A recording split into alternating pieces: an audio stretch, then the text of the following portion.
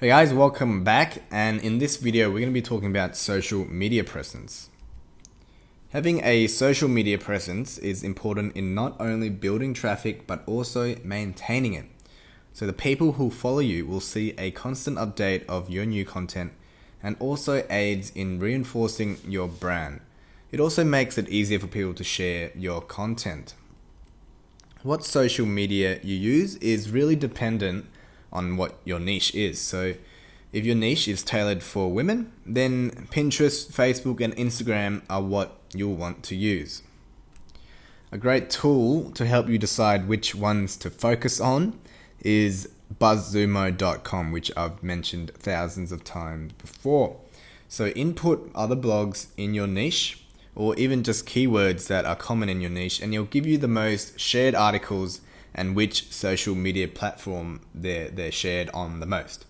So this helps you to put your focus on the platforms that matter most and the platforms that your audience are most likely to be using. So I typed in the 4-Hour Workweek, which is a blog on lifestyle design, personal development run by Tim Ferriss, and you could see the majority of that website's audience is on Facebook. But you'll also notice that a lot of them are on Twitter. So you could tell the best for this website is Facebook and Twitter. LinkedIn is also another popular one. So it won't be the same for your niche. It'll be different for every niche because each audience uses different types of social media. So I'm not going to go through how to set up an account for each one. They're all pretty self-explanatory, and you'll find tons of instructions on how to do it. But I'm just going to show you the two biggest ones every blog should have, which is Facebook and Twitter, and I'll also be showing you how to use them correctly. So with Twitter, it's very easy to sign up with. So enter your full name, your email address, and a password down the bottom. So now you just have to choose a username. So the thing with Twitter is each post you're allowed 140 characters. So a username that is a bit too long will actually use up a lot of the character limit. So you want to pick a username that is nice and short and still can people know who they're talking about. So what I mean by this is that when another blog is tweeting about you or someone else is tweeting about you, if your username is way too long, then that's going to limit the amount of the characters they can use. So pick something that's nice and easy, to the point, simple and easy to remember. And then just click on sign up. And then just follow through the prompts. Customize your profile. You want to be adding a profile picture that is relevant. So too many people just upload a random photo and it doesn't make no sense. You can even upload a photo, your own photo as a profile pic. And then for the cover photo, you could use something more visually appealing and less specific. But your profile picture, even have your logo there, will do fine. And then click continue. And then once that's all done, head to your email, confirm your account, and your Twitter is set up. It's really that easy. Set up your bio, tell people what you're about, what your blog's about, what your site's about, and don't forget to also put your website URL in the website section. So let me give you some tips on how to utilize Twitter properly. Every time you write a new post on your blog, you're going to want to share it with your audience. So when you share it, make sure you include an image in the link that you share, as these get 150% more retweets, as you can see from that graph. This is a study done by buffer.com. So the tweets with images have over doubled the tweets with images in terms of without images in terms of retweets. You also want to keep your tweets to around 120 to 130 characters, which is around 20 words. So this study analyzed 200,000 link containing tweets and found the highest click-through rates on those were between 120 and 130 characters, as you can see from that graph. So you don't want to be too short because it won't be able to convey your message properly, but you don't want to make it too long either. So 120, 130 is good, and you don't want to max it out because as you can see, the graph drops down dramatically after about the 138, 139 point. Another tip is to use hashtags, because tweets with hashtags have a 21% high engagement rate, but if you have more than 2, this results in a 17% drop, as you can see from the study done below. So tweets with 1 or 2 hashtags have a 21% higher engagement than those with 3 or more, and tweets that use more than 2 actually show a 17% drop in engagement. The reason for this is because it just looks spammy. So a tweet with 3 or 4 or 5 hashtags just looks unprofessional and looks like a spam tweet. But the purpose of a hashtag is to really help others search for that tweet, and it'll show up in someone who has an interest. They put that particular hashtag as their interest. So utilize hashtags, use 1 or 2, but not more. And for high click-through rates, you want to be tweeting during commute hours and in the afternoon. So let's look at the graph below. You could see during commute hours, people are on their phones. They'll be looking at through their Twitter account, and this will mean more views and more high click-through rates. So between 8 a.m. and 9 a.m. And you don't want to be tweeting during dinner time, which is between 5, 6, and 7 p.m. because people are obviously eating dinner. So tweets in the afternoon and tweets later at night. Bedtime 10 p.m. onwards, as you can see, massive drop. And that's all there is to it for Twitter. So now let's move on to Facebook. So you all should already have a private Facebook account. If not, head to facebook.com and create one. So unlike Twitter, where your account is your business account, Facebook, you're gonna need to create a separate page for your blog and your website. So to do that, just simply log in, and then on the top right hand corner, click the drop down arrow and go down to create page. And then you're going to be given 6 different options on what type of page it is. So it's either a local business, company, brand, an artist, entertainment, cause, or community. Whatever your blog is about, pick the right topic. An example, I'm going to choose cause and community, and then simply type in your blog title or your blog name. A lot of people do blog title by your name, or you could even just do your blog url.com. So as an example, I'm just going to do blog title and then click on get started. Wait for it to load, and then here you're going to be typing in whatever your blog is about. This is a page for whatever, and then you want to put in your blog URL in there, and then pick a Facebook URL as well. Blog title, click on save info. Blog title is taken. Okay, save info. Then you're going to be uploading a profile picture.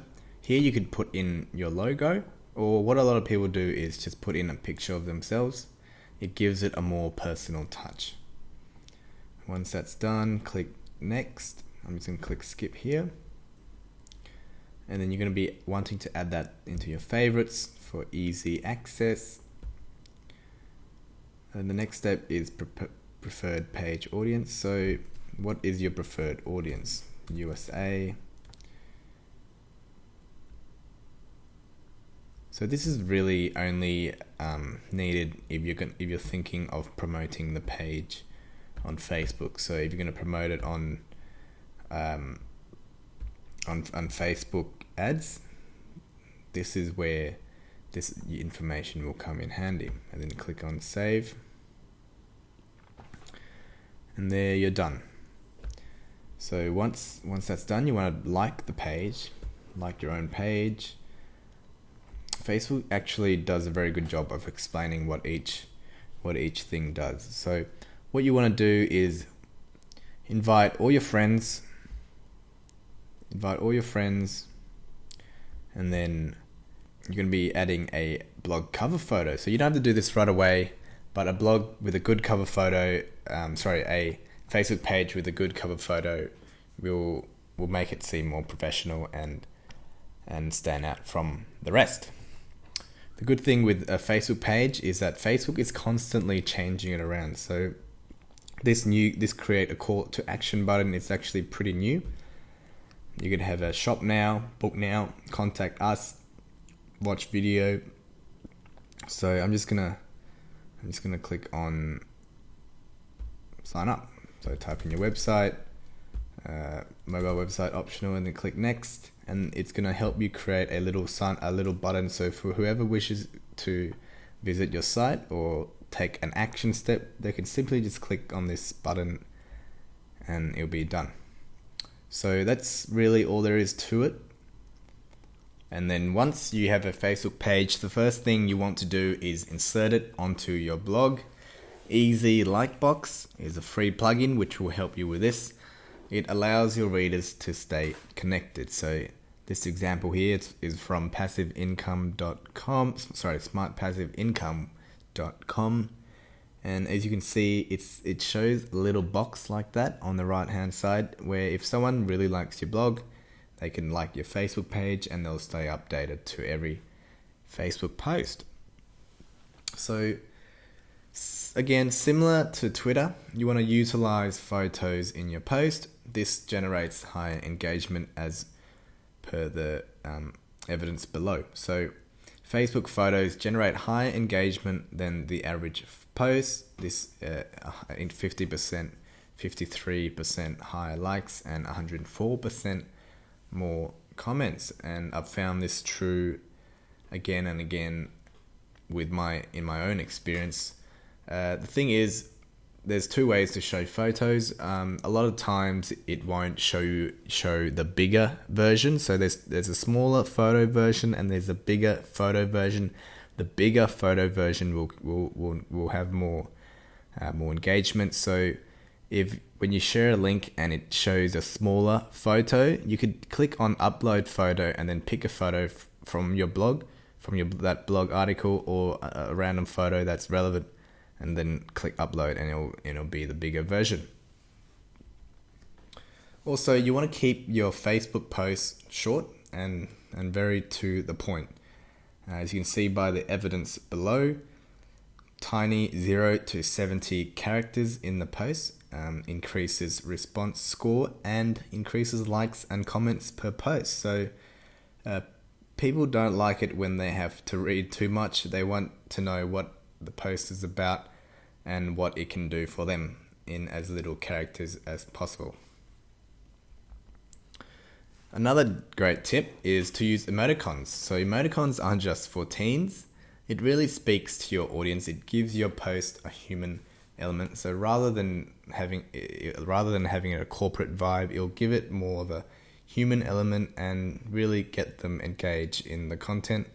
Emoticons will 33% higher share rate, 33% higher comment rate, and 57% higher like rate. So utilize emoticons when you can. And another tip is don't just share your own posts. You're going to use, especially when you're starting out and you're wanting to increase your likes, don't just share your own posts. Use BuzzSumo to find the most shared articles in your niche and then share those too. So sharing great articles increases engagement, which will then in turn increase your page likes. So in the beginning, you're not going to have much content, so you could start sharing other people's stuff first. Don't worry, this won't take people away from your blog. they'll remember the page they saw it on, and they'll keep coming back for more great stuff. Remember, these stats are just general rules that you should apply.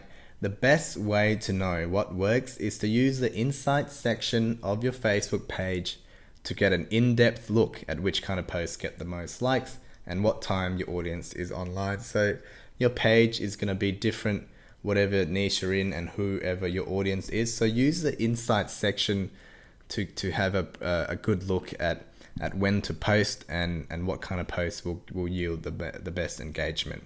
As you can see at the top there, it has page, messages, notifications, insights. So just click on the insights and it'll give you all the relevant stats. Also, to help people easily share your blog on social media, I recommend a plugin called Filament. It has multiple purposes, but one of them is that it sets up beautiful share buttons so people can share your site easily, which is called Flare. So Filament is the main plugin and Flare is a sub plugin. So sign up for Filament. It's got a bunch of great tools apart from Flare that's great for your blog, but Flare is great to increase your social media engagement and shares. So here's an example from a blog that has the Flare plugin. It looks nice, it's beautiful, and it's colorful, and it works the best. So it's got a bunch of different kind of social media icons, and you could change these around depending on whatever your audience is on. So I'm going to give you a couple of more tips to help with your social media engagement. So number one, don't just share a post once. You're going to want to be doing it multiple times at different intervals. This increases engagement and gives your post a higher chance of going viral. So you share your article once and a small percentage of your audience will see it.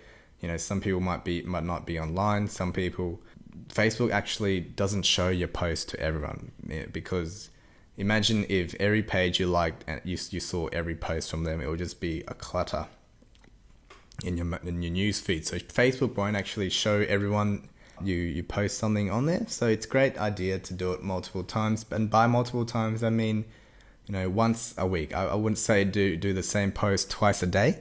So once a week or once a month will help you increase your engagement. And tip number 2, you want to update it regularly. So too many times I see people give up sharing content because they don't get many likes, they don't get comments, etc. The trick here is to be consistent and keep updating. And social media is also a good way for people to gauge whether your blog is still active and being updated. So update it regularly. In the beginning, you're not going to get many likes. You're not going to get many shares. It's not just you. Everyone has this problem. Just keep posting regularly, and over time, people will share it more. People will like it, will comment on it. So I hope you guys enjoyed this video. Sign up for Facebook and Twitter and whatever your audience is on. So if your blog is on, DIY, a lot of your audience will be on Pinterest. If your blog is more businessy, then a lot of your audience will be on LinkedIn. So sign up for those too. So I hope you guys enjoyed this video, and I'll see you on the next one.